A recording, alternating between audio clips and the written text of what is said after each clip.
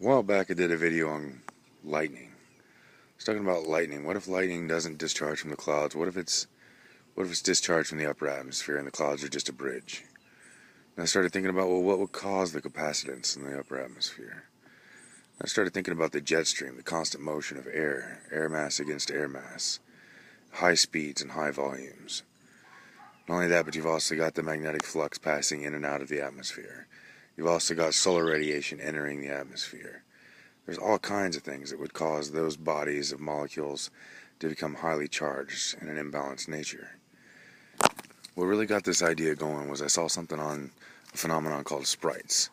Above the thunderheads, at a very high level, between the top two layers of atmosphere, there's a phenomenon called sprites. It's where lightning discharges bilaterally up and down over the thunderheads at the same time as the lower lightning is manifest to the ground. Check it out sometime. The more I think about it, the more I think that makes a lot more sense. Not that the clouds and the motion and the rain and blah blah blah doesn't, but I really think the upper atmosphere is highly charged. The more I think about it, the more vast I think the charge may be.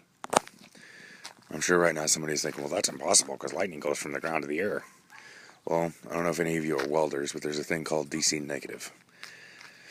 And that's where you switch the polarity. You're still talking about all energy is manifest when it goes from potential to kinetic when the resolution of an imbalance. So it doesn't really matter if it resolves the imbalance positive negative or negative positive. You just change the polarity. It really doesn't matter. It's still an imbalance. And then how does the Earth gain charge? The Earth would gain charge from the wind, from the sun, from the water. A lot of the same things that would build charge externally, internally. But then you also got to look at the mechanical machine that the Earth is as we understand it. So as we understand it, there's a large molten steel core churning with quite a bit of magma churning around that against. So you have masses in motion, again with flux passing through them and all the other stuff, neutrons and blah blah blah, all kinds of motion, building this static charge. So you have one static charge building high above us and one static charge building far below us. When the two reach a great enough imbalance, when there's a conduit between them, pow, and the thunder rolls.